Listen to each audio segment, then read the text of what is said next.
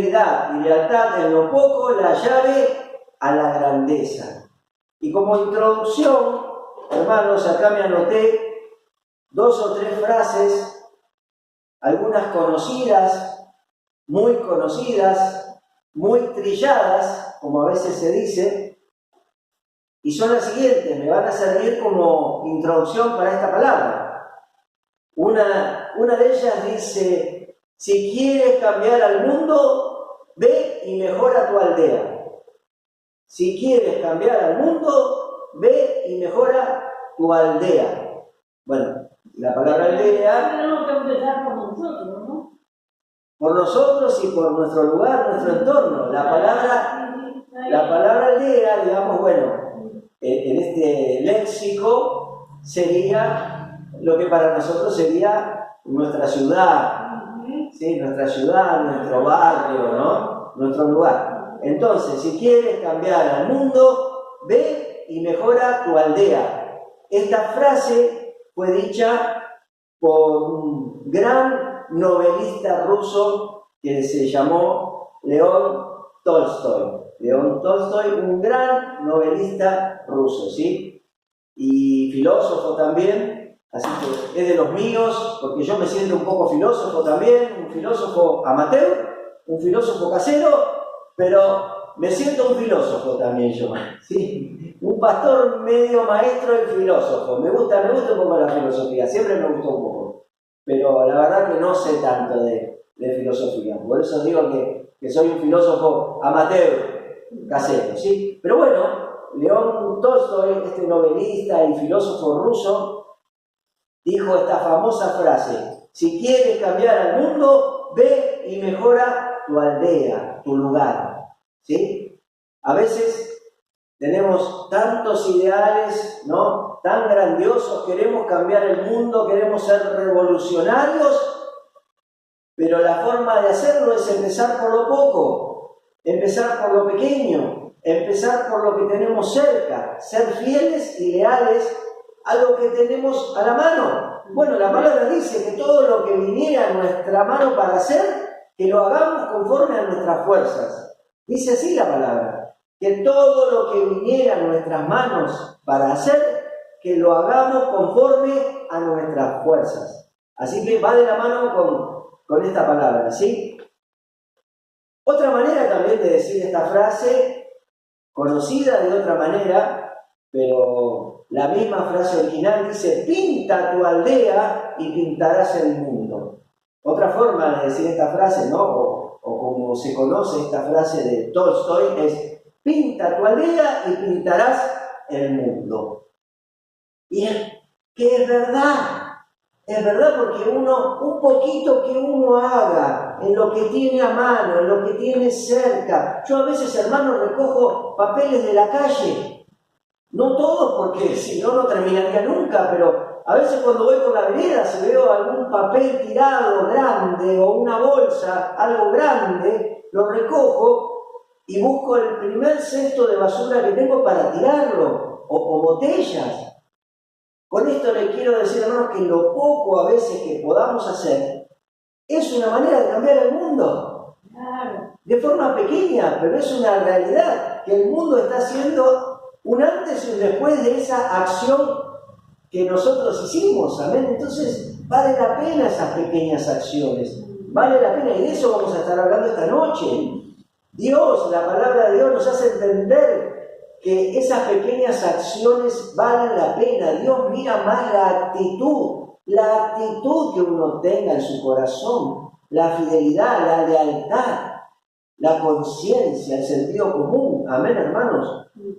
Bueno, otra frase es una que dice que lo pequeño se replica en lo grande y lo grande en lo pequeño. Lo pequeño se replica en lo grande y lo grande se replica en lo pequeño. Con esto les quiero decir que si uno hace un cambio en lo pequeño, eso se replica en lo grande. Es casi hasta un principio científico, hermanos, ¿sí?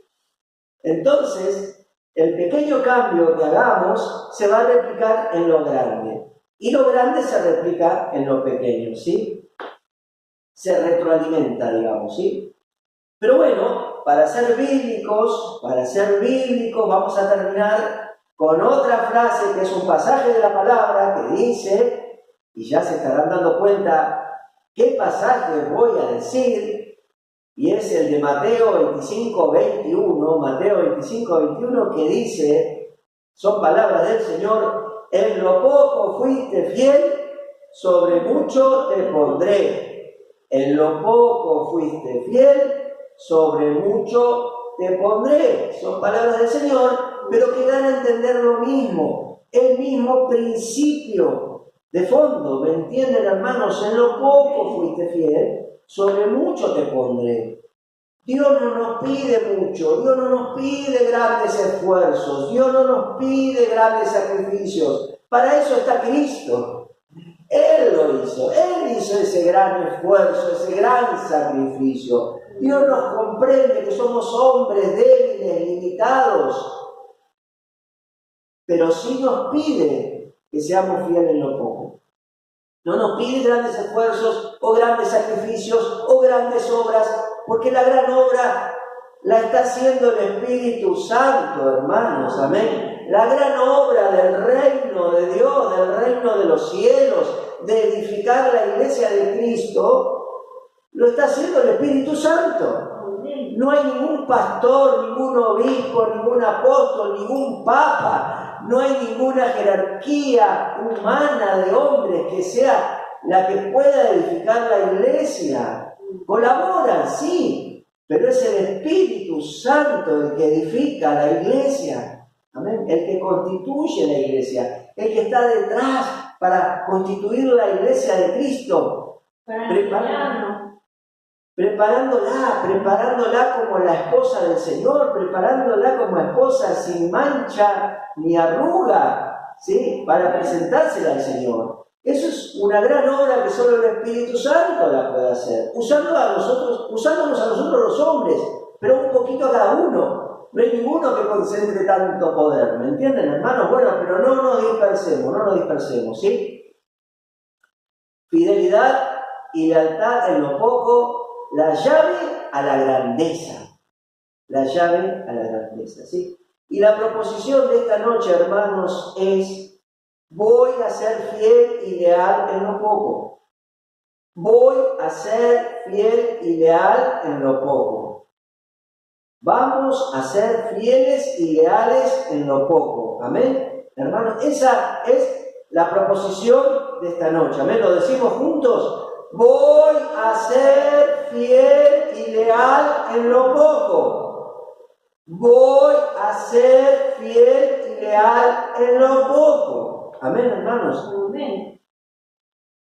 Y veamos juntos 3 sentidos de ser fieles y leales en lo poco. Vamos a ver 3 sentidos. 3 sentidos de ser fieles y leales en lo poco. El primero de ellos, hermanos, es que ser fiel y leal en lo poco es ver la gracia de Dios. Ser fiel y leal en lo poco es ver la gracia de Dios. Es la manera, la forma de ver la gracia de Dios. Amén. Y acá me pongo muy contento, hermanos, porque les voy a contar por lo menos 2 testimonios de esto. El primero de ellos fue lo que me ocurrió en Salta, en la provincia de Salta, en la ciudad de Salta, Salta capital, en donde me tocó pastorear 3 años, ¿sí? Y comenzamos con una carpita muy cachuza que apenas habíamos podido armar y que por muy poco se venía abajo, ¿sí? Y bueno, pero ahí estábamos con esa carpita y el piso de tierra. Y me acuerdo que un sábado a las 3 de la tarde, a la hora de la siesta en Salta, imagínense en verano, un sol, un calor. Y bueno, junto con Romina, que era una chica que colaboraba conmigo con la hora feliz que teníamos los sábados para los chicos, a las 4 de la tarde, íbamos por las casas buscando a los chicos para que vinieran a la hora feliz, ¿sí? Y bueno, imagínense, ciudad de Salta, verano, 3 de la tarde, hora de la siesta, no había nadie en la calle. Un solazo, hermanos. Y nosotros ahí con Romina yendo por las casas buscando a los chicos. ¿Y qué les quiero decir con esto? Que ahí me asusté un poco porque pensaba, qué difícil es hacer esta obra. Y me acuerdo que al domingo siguiente, en el culto, en el momento de la alabanza y la adoración, yo oraba interiormente y yo decía, Señor, ¿cuándo voy a tener un ministerio, un gran ministerio como hay tantos otros, ¿no? Ministerios grandes con tantos recursos y tecnología y que salen por los medios de comunicación y son tan famosos y tan conocidos, que la verdad, sinceramente, es algo a lo que uno aspira. Sin perder la palabra de Dios, por supuesto, ¿no? Sin perder la esencia, la sustancia, que es la palabra de Dios, que es ministrar la palabra de Dios a las personas, sin perder esa esencia. Pero uno aspira también, ¿sí? Si es la voluntad de Dios, a tener un ministerio reconocido, ¿sí? Un ministerio que trascienda, ¿sí? Que sea conocido globalmente, digamos, ¿sí? Entonces yo oraba porque pensaba, ¿no? Que estaba en esa carpita que les digo, cachucita, con el piso de tierra y éramos poquitos hermanos y lo que nos costaba organizar la hora feliz, nada más que la hora feliz, ¿no? Nos costaba tanto y yo decía en mi interior en oración, Dios, un poco angustiado, ¿no? ¿Cuándo voy a llegar a tener un ministerio importante a este paso? Y hermanos, Dios me respondió directamente en ese momento a mi corazón. Me respondió como un rayo a mi corazón. ¿Y saben cuál fue esa respuesta de Dios? Cuando yo le decía a Dios, ¿cómo voy a hacer para tener un gran ministerio en un futuro, a este paso al que voy? Y Dios me dice, imagínense la respuesta. ¿Saben qué me dijo Dios? Piénsenlo. ¿Qué me pudo haber dicho Dios? La respuesta de Dios fue, con mi gracia, pero lo dijo con un tono, yo lo sentí en mi corazón, con un tono tan autoritativo, no autoritario, autoritativo, hermanos, con autoridad, con fundamento. Me dijo, con mi gracia. Porque vos querías hacer y Dios te enseñó a que Él era el que iba a hacer, ¿no? Y eso me calmó, me tranquilizó y entendí que nosotros hacemos una parte, pero la parte más importante, la parte grande la hace Dios con su gracia. Amén. Y puedo dar testimonio que fue así, porque en esos 3 años que me tocó estar en Salta, por supuesto, por la gracia, la misericordia y el favor de Dios, pudimos terminar construyendo un edificio de 181 metros cuadrados, de un terreno pelado, con una carpita cachucita, como les digo, que pudimos armar. En 3 años, hermanos, logramos, por supuesto, como les digo, con la gracia, la misericordia, el favor de Dios, pero también con la colaboración de hermanos también, ¿sí? Pudimos construir un edificio de 181 metros cuadrados, se conectaron todos los servicios, ese era un terreno pelado, en el barrio Ampliación Bancario en la ciudad de Salta, pero pudimos conectar todos los servicios. En esos 3 años se conectaron todos los servicios. Primero la luz, no me acuerdo el orden, ¿no? Pero la luz, primero la luz. Después no me acuerdo el orden, pero se conectó todo. Se conectó la luz, se conectó el agua, se conectó la cloaca, se conectó el gas, todos los servicios. Dejamos, hermanos, en esos 3 años, un edificio construido con todos los servicios conectados para la obra de Dios. Amén. Y hoy está funcionando una linda iglesia en ese lugar. Amén. En ese barrio Ampliación Bancario. Entonces se cumplió la palabra. Se cumplió la palabra, que fue con la gracia de Dios. Yo no hubiera podido. La gracia de Dios y los hermanos también. Y la gracia de los hermanos también vinieron hermanos de Estados Unidos a colaborar en la construcción. y donaron también sus ofrendas para la construcción también de ese edificio. ¿Sí? Pero en definitiva, ¿me entienden, hermanos? Que era la gracia de Dios. Yo con mis fuerzas carnales nunca hubiera podido lograr eso. Intervino la gracia de Dios. Y para mí es una satisfacción muy grande, muy grande. Y se cumplió la palabra de Dios. Yo fui fiel en lo poco. Hice lo que pude esos 3 años en la ciudad de Salta. Lo que pude, ¿sí? Pero Dios intervino con su gracia. Y Él hizo lo grande, lo importante, lo que yo no podía hacer. Amén, hermanos. Y es un orgullo y una satisfacción para mí, ¿sí? Ese es un testimonio. El otro testimonio, y está mi madre presente, es el del techo de nuestra casa. El techo de nuestra casa. Para los que son de acá de Buenos Aires, se acordarán que en el año 2010 hubo una granizada terrible, terrible acá en Buenos Aires, que destruyó la mayoría de los techos de las casas que tenían tejas. En el 2010 fue, yo me acuerdo. Bueno, esa granizada también destruyó nuestro techo. Y cuando yo me subí al techo a ver las tejas, yo digo, Señor, por favor, que a nosotros no nos haya tocado, o que por lo menos se hayan roto entre 5 y 10 tejas, así yo las cambio. Que no sea tanto, unas poquitas tejas que yo las pueda cambiar. Pero cuando me subo al techo, hermanos, el techo estaba destrozado. Estaba destrozado. Las tejas estaban todas rotas. Y las que no estaban rotas, que parecían que estaban sanas, estaban frágiles por los golpes que recibieron. Entonces estaban rajadas. Si uno apenitas las pisaba, se terminaban de romper. Con lo cual estaba todo el techo de tejas de nuestra casa roto. Había que cambiar todo el techo de tejas de nuestra casa. ¿Y saben lo que sale eso? ¿Saben lo que sale hacer un techo de tejas nuevo para toda una casa? Bueno, por eso digo que fue un testimonio. Entonces, oramos, por supuesto, oramos con mamá en ese momento, ¿sí? En esa situación, en esas circunstancias. Y lo hago breve, hermanos. Hicimos lo que pudimos, fuimos fieles en lo poco.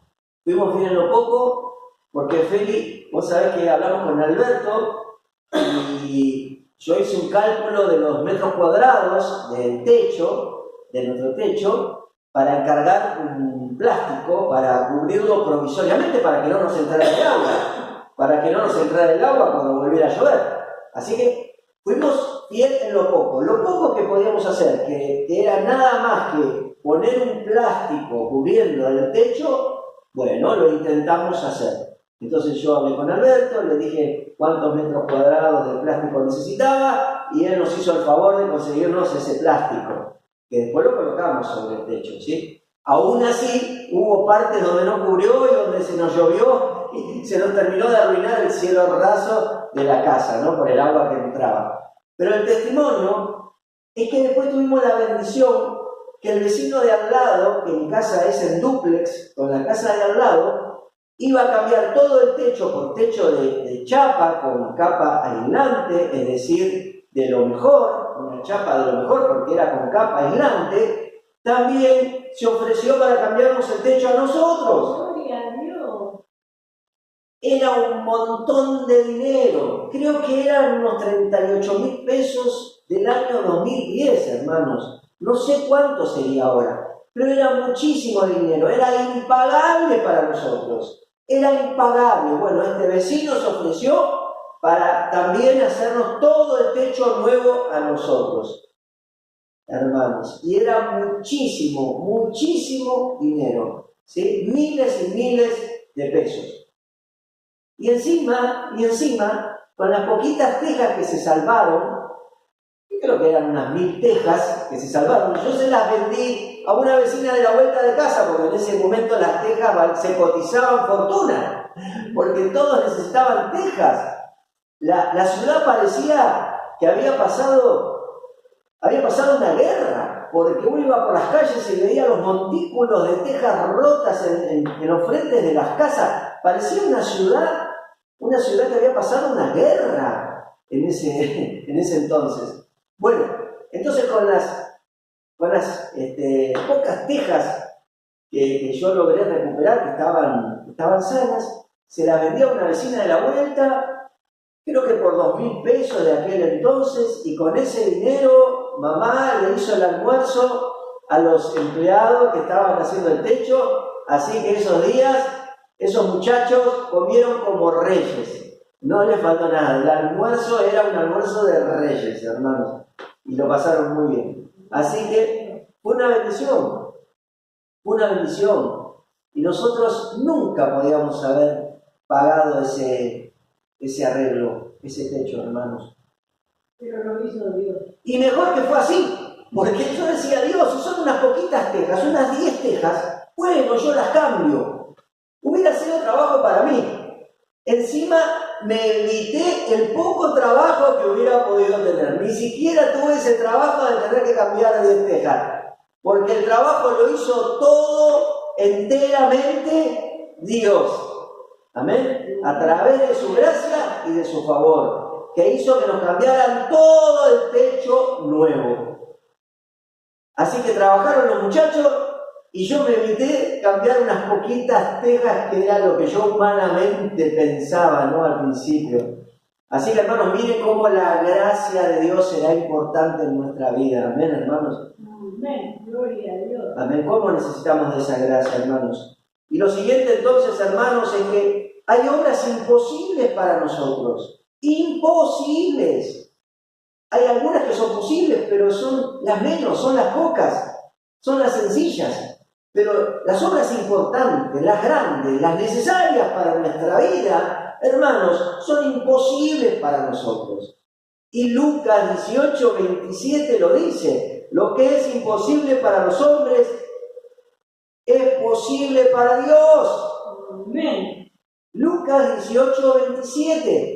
Lo que es imposible para el hombre es posible para Dios. Amén, hermanos. Lo decimos de nuevo todos juntos. Lo que es imposible para los hombres es posible para Dios. Amén. Le damos un aplauso fuerte al Señor por esa palabra. Lo que es imposible para los hombres es posible para Dios. Amén, gloria a Dios. Esa es la gracia de Dios. Entonces, qué bueno que haya imposibles para nosotros, porque en los imposibles nuestros interviene lo posible para Dios, como es estos testimonios que les cuento, ¿no? Lo del techo de casa, lo que era imposible para mí o para nosotros, de cambiar todo un techo, era posible para Dios en su gracia y su favor, y así lo hizo. O la obra de Salta, también lo del edificio, porque cuando yo llegué a Salta, yo en mi corazón oraba y decía: Dios, a mí me gustaría estar acá en Salta 3, 4 años, pero poder irme con un edificio construido.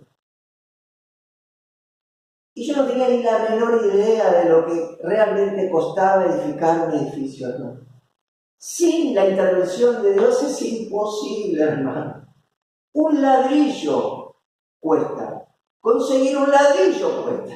Pagar un ladrillo cuesta. Imagínense, hermano, si no era la intervención de la gracia de Dios, nunca se podía haber edificado ese templo en el barrio de Ampliación Bancario en la ciudad de Salta. ¿Amén, hermanos? Amén. Bien, vamos al segundo sentido, y es que ser fiel y leal en lo poco calma la ansiedad. Ser fiel y leal en lo poco calma la ansiedad. Ser fiel y leal en lo poco calma la ansiedad que pueda haber en nosotros, la angustia, la preocupación. ¿Por qué? Es la manera en que el Espíritu Santo nos guía, nos indica, para que nosotros no vivamos afanados, ansiosos, angustiados, preocupados, porque no tenemos por qué vivir así. Amén. Porque la palabra dice en Mateo 6:34, no os afanéis por el día de mañana. Son palabras de Jesús. Jesús no quiere que nos afanemos. No necesitamos afanarnos, y esta es la manera, siendo fieles y leales en lo poco y dejando lo que no podemos en las manos de Dios. Y acá quería contarles, hermanos, en un concepto que se llama círculo interior. Círculo interior. Todas las personas tenemos un círculo interior que es la visión de Dios para nosotros, el núcleo de ese círculo, el corazón, el núcleo de ese círculo, hermanos, es la visión de Dios para uno, el propósito de Dios para uno, el sentido de Dios para uno. Amén. Ese es el círculo interior y tiene mucho que ver con nuestra relación personal con Dios, es nuestra relación íntima con el Señor. Amén. Ese es el círculo más íntimo de una persona, ¿sí? Luego viene el círculo de influencia. Una vez que tenemos esa visión de Dios, esa relación con Dios, y nos movemos de esa manera, en esa visión, vamos a empezar a hacer de influencia a nuestro entorno. Ese sería el círculo de influencia. Y hasta ahí todo bien.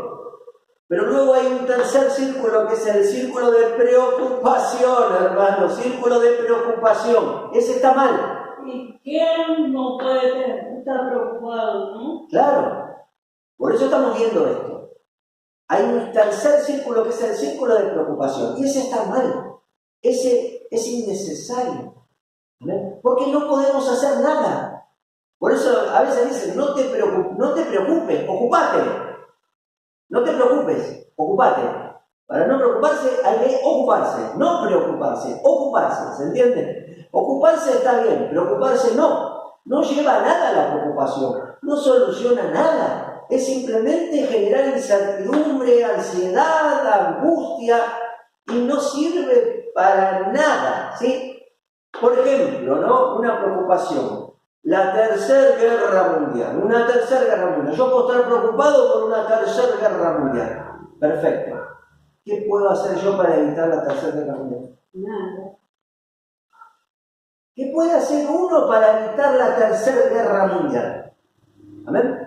Nada. Entonces, ¿para qué me voy a estar preocupando por la tercera guerra mundial? ¿Me entienden lo que digo? Así como digo la tercera guerra mundial, puedo decir un montón de acontecimientos que escapan a uno, amén, que están muy, muy lejos de uno, de las posibilidades de uno. Entonces, lo que les quiero decir con esto, hermanos, es que Dios lo que nos pide es que seamos fieles y leales en lo poco.